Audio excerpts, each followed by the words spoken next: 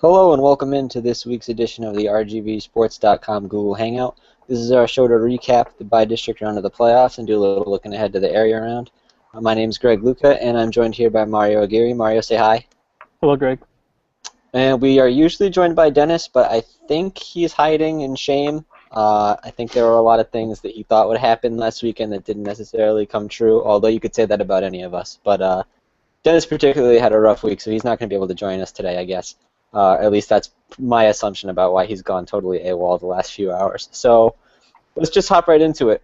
Want to talk about the biggest story for me was Roma 28, Mercedes 21 in overtime. This was not a game that we saw coming, myself and Dennis particularly. Mario, I know you've liked Roma a lot throughout the year, but I think this was a pretty big surprise for you too. What do you know about the game and how they got it done, and what was your reaction to this? Actually, I was covering the Sherryland High game, and there was a fan that showed me the score, and he asked, "Did Roma win?" And I told him, "Well, I think Roma was down for parts of the game. I mean, I know they made it competitive, I think, midway through, but he showed me the score, and I don't think none of us could believe it at first, considering that Mercedes was the district 32-5A champions, and we figured that they wouldn't be knocked out in the first round.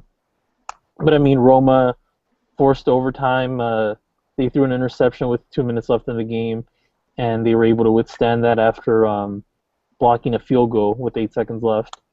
And in overtime, they scored on the very first play. I think they were at the 25, and then Mercedes couldn't get anything going. Presas threw a pass way into the end zone. I mean, no one could really make a play, and no one could really had a shot at catching it. And Roma goes on and advances to the second round now. Just craziness. I know we got some listeners in the Roma area, maybe in the Roma locker room even, so shout out to you guys. Honestly, a really good game, and I think, I heard from Mario that those people don't love me so much because I haven't been so nice to them throughout the year. But I will say this, are you looking at the schedule again now, going back to it? You take a look at Roma's losses. Uvalde, Mission Vets, Sherryland, and Vela. These are all teams that are still alive. These are teams that are legit. They haven't lost to anybody that you would say, oh, that's a bad loss, you shouldn't lose to that team. Yeah. My issue before this week was that they hadn't beaten anybody either. Their biggest win was like La Jolla High, maybe. That was probably the best team that they'd beaten, and that's not saying a ton there. So this really changes a lot for me. When I can only really go off the scores, having not been out to see any of their games this year, to know that they have now beaten one of the teams that was ranked number 3 in our top 10 and had shown a lot this season and had steadily climbed that poll.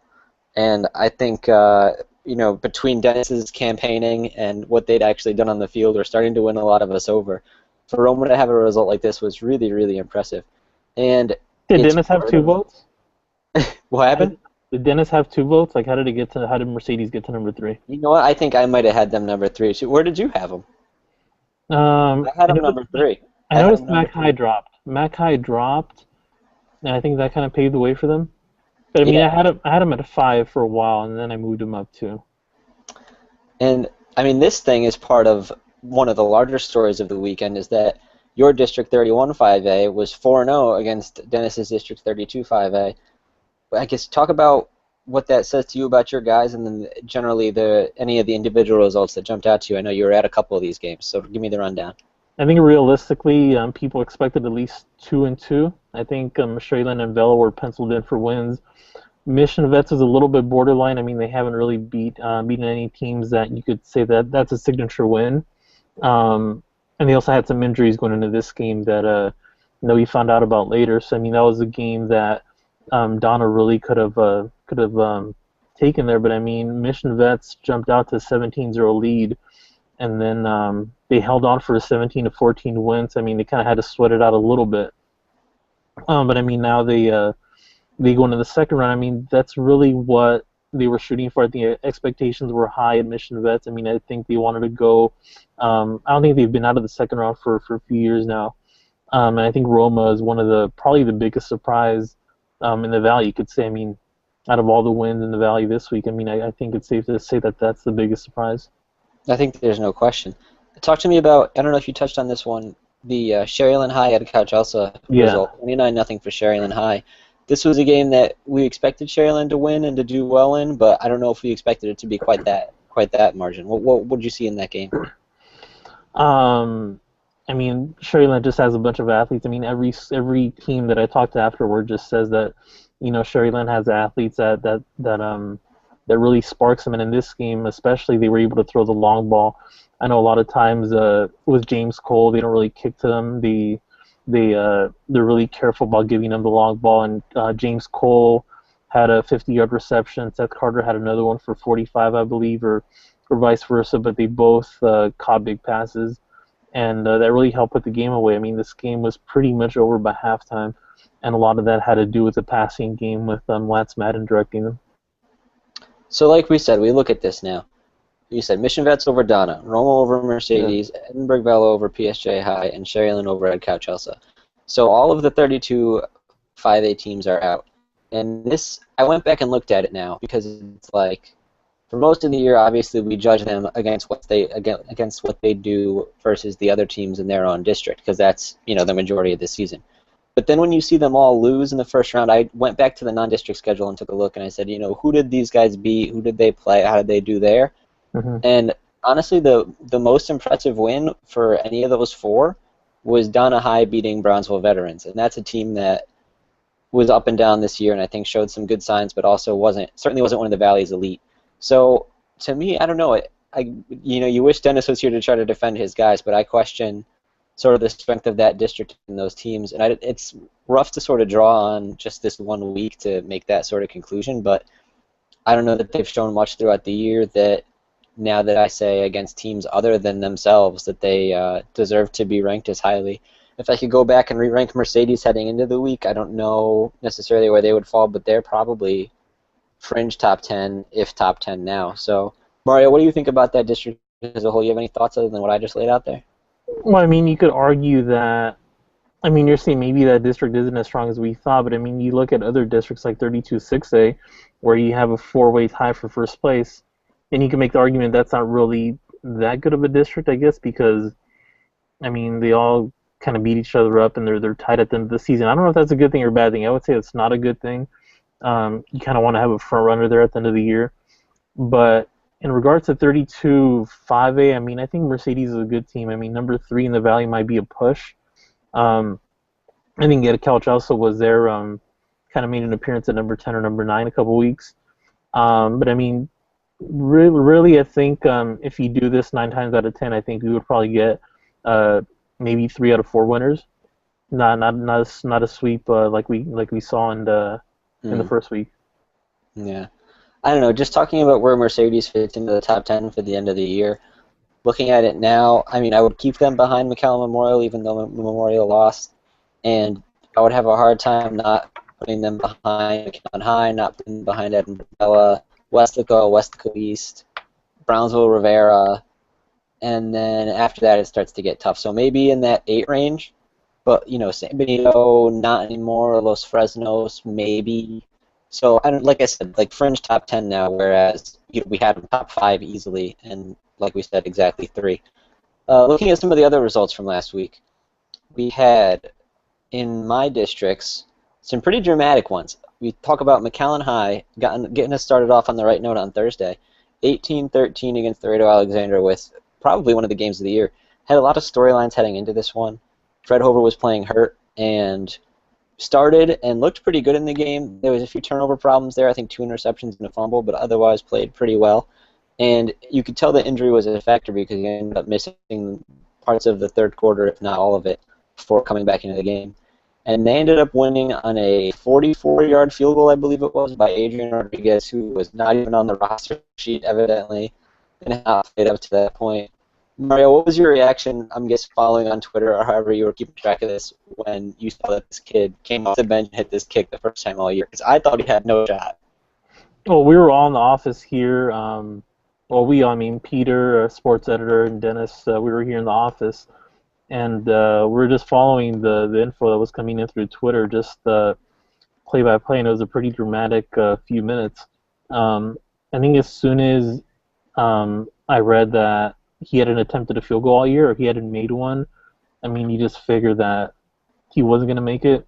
especially from, I think it was like 45 yards out or around Right. midfield. But I mean, none of us expected this, especially after last season. Mackay was disappointed in the first round, and it seemed like it was lining up to be much of the same this year, especially with your boy Freddie Football. They were out for a while. It kind of looked like uh, like Mackay was really gonna have to battle for this one, and it seemed like the odds were stacked against them. But I mean, now we see him in the second round, and I don't think we saw that, or I don't think we believe that heading into the fourth quarter or late in the Yeah, fourth quarter. this was absolutely a surprise for me. And you mentioned that the three you guys were in the office. We had our guy John there, and he said that the field goal, like, well, he said it was really high and came down like just past the crossbar. I don't know. I didn't see it obviously, but he said it was like as close as it gets. So I saw, certainly a dramatic ending for those guys. I actually saw a replay of it, and the official underneath, one of the two looked at the other to check if it was good, because I think it Right. might have been that close. That's when you know it's close. Yeah. Now, and you talk about McAllen High winning. I think we thought they would be the one that would lose, and we thought that McAllen Memorial would be the team that would move on, and that's not what happened for them. They got beat by Del Rio 35-20. It was a surprise onside kick that hurt them, that they gave up two touchdowns in 15 seconds, something like that. They lost the turnover battle, and they gave up some passing, which, playing in that district, you don't face a lot of passing offenses. You face row, and that's about it.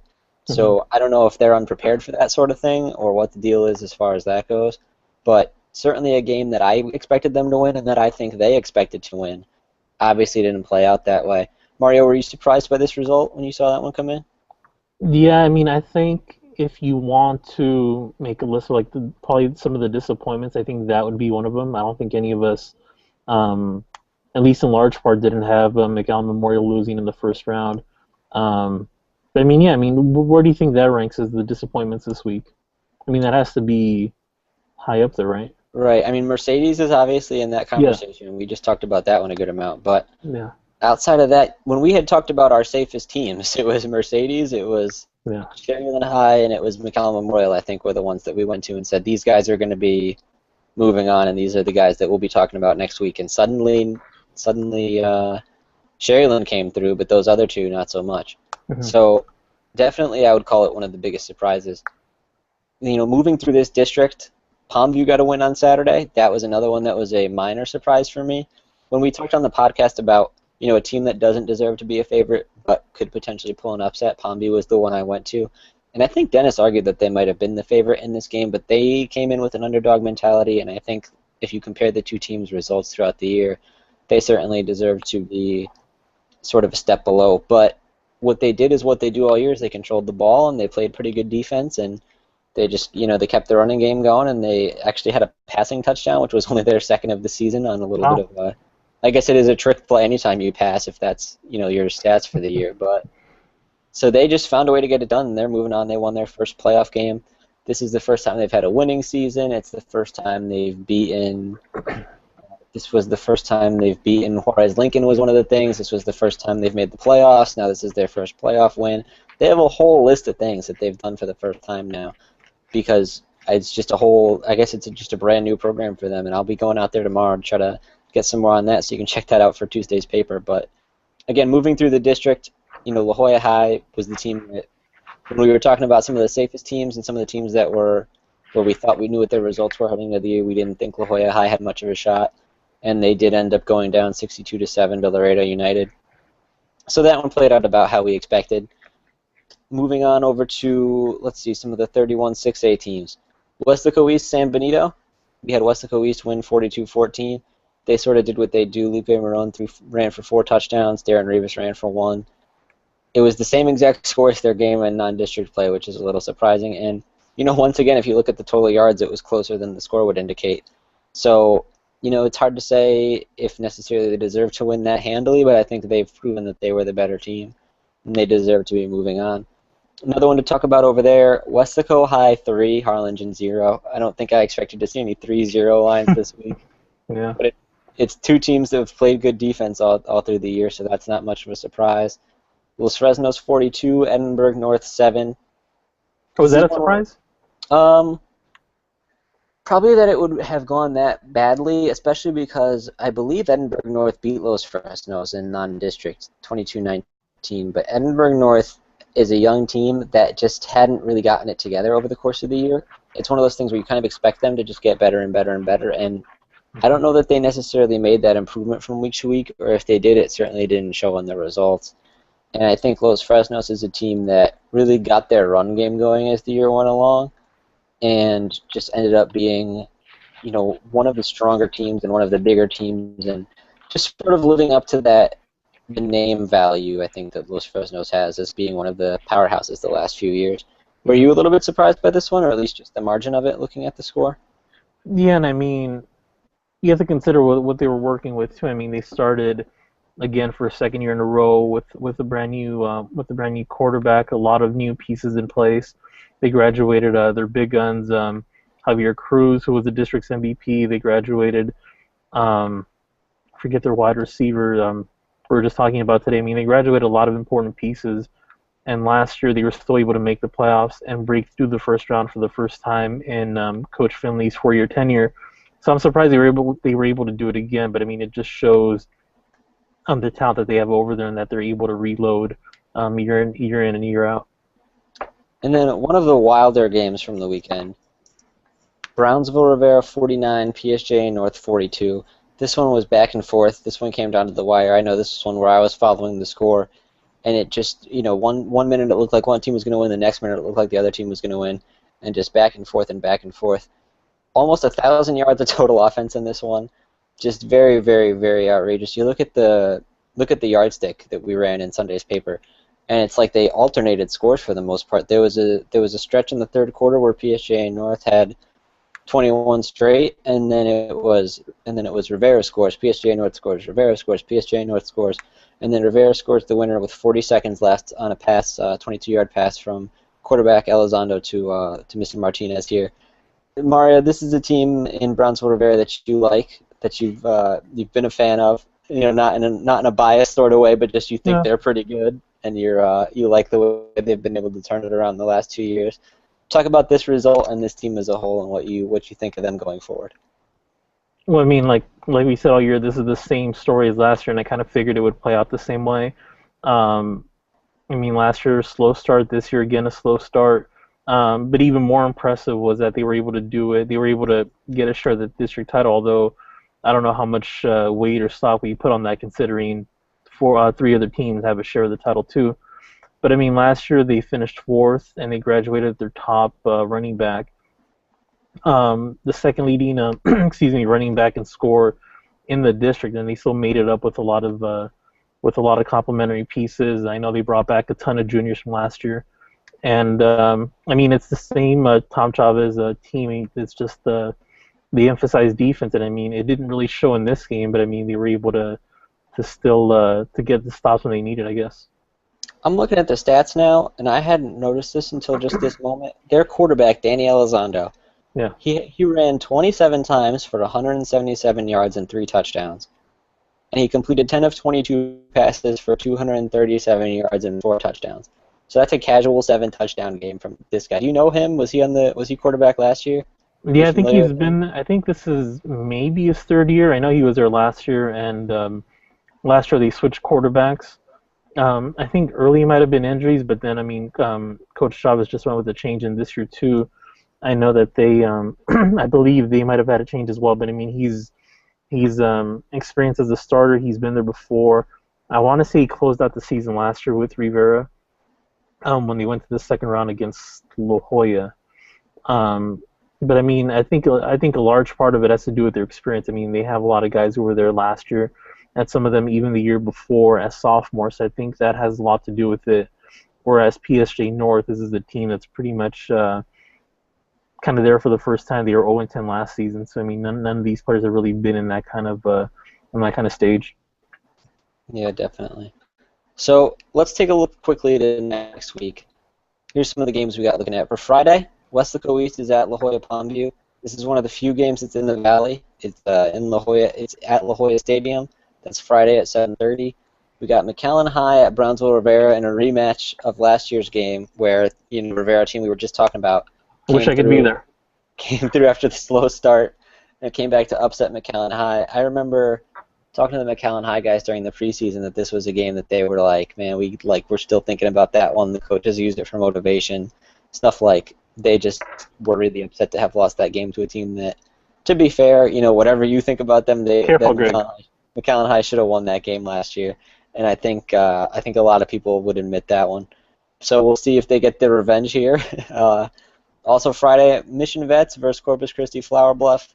That is a tough draw for them. I think Flower Bluff is number 6 in the state. Is that right? Number 5, something like that. Do you know? They're up there. I mean, the winners of their district, they're up there. They're 11-0 apparently. Yeah. Sherryland High is playing Corpus Christi Cal Allen. That is another Friday game at 7:30. That one's in Kingsville. Roma is playing Gregory Portland and Laredo, so we'll see if they can keep their run going. And then we go over to Saturday. Westlake High is playing Laredo United in San Antonio at Alamo Stadium at 7. And Edinburgh Bell is playing Victoria West at 2 in Kingsville. So not a lot of action in the Valley this week, but certainly plenty of games to keep an eye on around the state that have a decent amount of Valley teams in them. We'll see who manages to be moving on. Obviously, with a pair of Valley versus Valley matchups, we're guaranteed at least 2 teams. A lot of these matchups look pretty tough for them. Sherryland, Cal Allen's going to be interesting. But, if you guys want to hear more about that, I would suggest tuning into the podcast. That's going to be Tuesday night, something like that. It should be out Wednesday morning, I believe. So that's Wednesday at like 2 a.m. If you want to keep refreshing RGVSports.com. Yeah, hopefully it counts the hits more than once. So keep an eye out for that. That's when we'll have a better grasp of these matchups and the teams that they're facing, that our Valley teams are facing, what those teams do well, and what we'll be looking for in those games. For now, I think we're about ready to wrap this thing up. We forgot to talk about Vela, Edinburgh Vela. Did we? We talked about the whole district versus district thing. Oh, well, I guess the only thing to say really is that they blew out PSJ High, top defense in 32-5A. I was impressed by that. And also that Edinburgh Vela entered the game with the second worst defense, or the second most yards allowed in district, and they came out almost with a shutout. I mean, they gave up 2 touchdowns in the fourth quarter. I think both of them were in the fourth, but I mean, they were up 42-0, maybe even 42-0. But I mean, another great defensive performance by Edinburgh Vela. 2 games in a row now. They did it against Mission Vets to close out the regular season.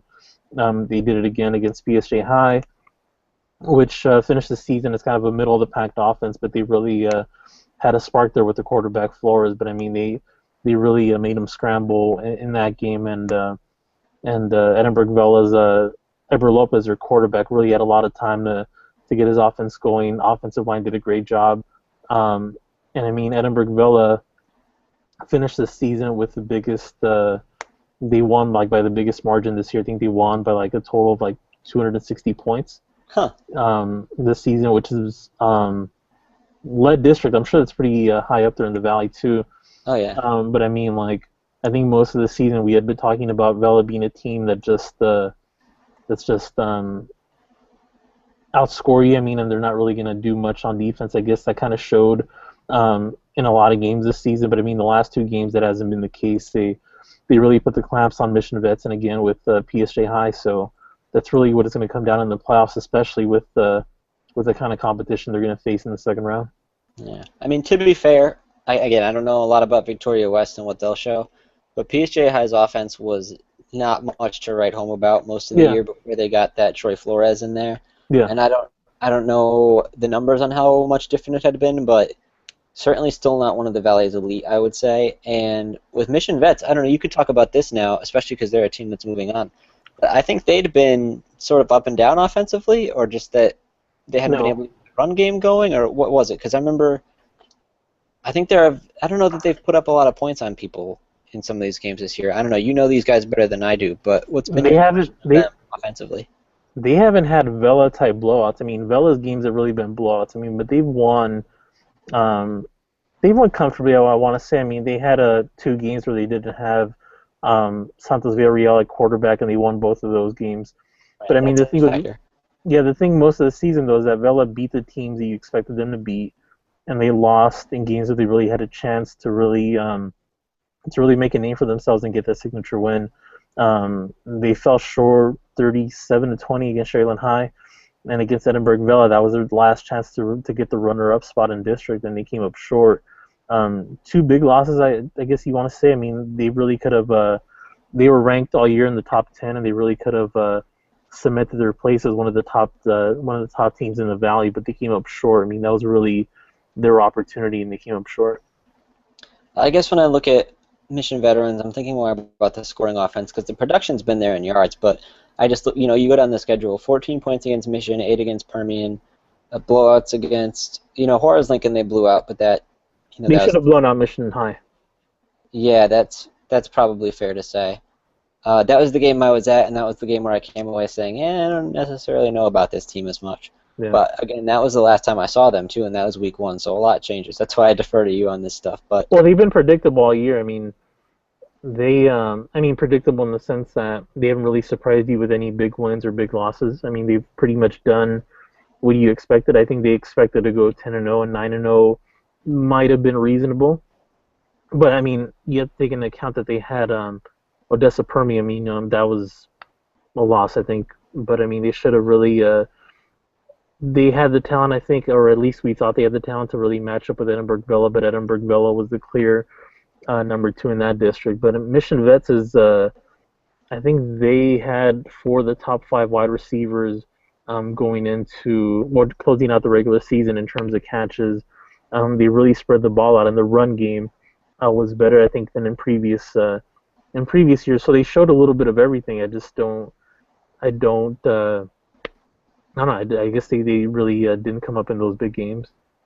Yeah, shout out. You mentioned the receivers. Shout out De Leon's, the De Leon family, who listens to our show, I think, and will be checking out the podcast if not this, because he's the guy that did our awesome stat sheet. He was the 7-on-7 coach. Oh, okay. Yeah, those people are great. So shout out to them. But Greg, you have to say a couple nice things about Roma. Yeah, we'll save it for the podcast. You got to leave the people wanting more. Okay. I told you before, now that they got the big win, I'm starting to come around on these guys. I don't know. Yep. I think you always have to value, well, how much do I like Roma versus how much do I knock Mercedes down, that kind of thing. But I think overall, oh God, where are we going? My laptop's gonna die, so keep talking. Okay. But overall, I think I do like Roma a decent amount better than I did coming into the week. And certainly that I did throughout the year when I was pretty much down on them and how they started. But again, like I said, all the losses are to playoff teams and teams that are not just made it but have moved on. And now you've got a signature win, I think it's fair to say. So again, that team looks a lot better. And we'll see what they can do this week. It's obviously not going to get any easier from here. But, certainly I think they've already done a lot to prove themselves. And one thing with all these teams who win just one game, even if now you draw like a ridiculous matchup and we'll see what happens going forward, is at least you have something that maybe you guys can build on going forward. I don't know how much that necessarily helps you, but you have experience playing in the second round for the kids who come back, and you start to just sort of establish this culture of we win here and this is what we do and this is where we're supposed to be. So again, a lot of good to take away for a lot of these teams, and Roma is definitely one of them. Do we know how many Valley teams are left? I can count right now. I have the schedule for this week. Greg, since what do you think it's going to take for you to wear a Roma polo shirt or I don't know, something? Like I was thinking about wearing Roma red for this, and I forgot. Yeah. 7. Or maybe you could wear it for the podcast, or you could say you did. Yeah, I mean, let's see. They're one of them. I mean, there's 9. 4 in my district. I got 9. 9? 4. You know what? No, I don't think Los Fresnos is here, so it's 10. Yeah, I left Los Fresnos off the list by accident. I forget. You have Rivera too, right? Yeah. I counted Rivera and McAllen High. I was just looking at the schedule and counting that way. So Where's 10 out of how many? High 40s, 50s? Yeah. I guess, well, again, in fairness, a lot of them play each other. So it's going to happen. Where's the... Yeah, Los Fresnos is playing Del Rio. That's one we forgot to mention. That'll be a game that is on Friday in Corpus Christi. So now we've talked about, now we've at least touched on all the games. And then, like I said, if you want more on any of these games, or we'll probably talk to Dennis about his teams if you're a Mercedes fan, if you're Tiger Crazy, for instance, and you Oh, want to hear more about Mercedes, then what? someone hit me up on Twitter too, saying that they couldn't wait for Dennis to explain himself or explain what happened with his 32 5/18s because he was Mercedes' biggest supporter, Well, or yeah, but biggest believer. yeah, okay. So I mean, listen, people, if you want to see Dennis, it's his fault he's not here. I texted him at 9, and then I texted him again at 11, and then I called him at midnight, and now it's 3 in the morning, and I have not heard from Dennis. So The lynch hopefully, mob is waiting, Dennis. The lynch mob is out there. hopefully he's okay. And Yep. if he is, then shame on him for not being here. But I'm sure we'll get him on the podcast. He has to come into the office to work Tuesday, so there's no avoiding it. So that'll be when you can hear from us next. I think given that it is 3 a.m., we're about ready to sign off here. So, Mario, you got anything to say to the people before we go? No, just tune in. Keep refreshing RGVSports.com. We'll have the podcast at 2 a.m., 2:30 at the latest, Wednesday morning. Yeah, you know what? If you go up on RGVSports.com now when you're hearing this, you can read some stuff about boys basketball getting started up. Say your team just got knocked out of the playoffs.